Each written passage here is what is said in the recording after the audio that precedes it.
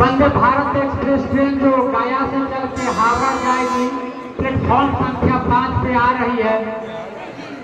सभी लोगों से निवेदन है कि कृपया अपना उचित दूरी रेलवे ट्रैक से बना करके रखेंगे और जो बैरिकेडिंग है बैरिकेडिंग के अंदर ही रहेंगे।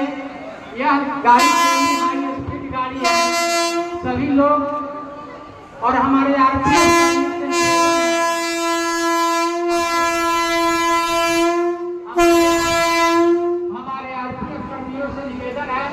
कृपया सुरक्षा के मापदंडों का पालन करते हुए, जैसा कि आप देख रहे हैं कि हमारे बीच और वंदे भारत एक्सप्रेस से प्लेटफॉर्म पे धीरे धीरे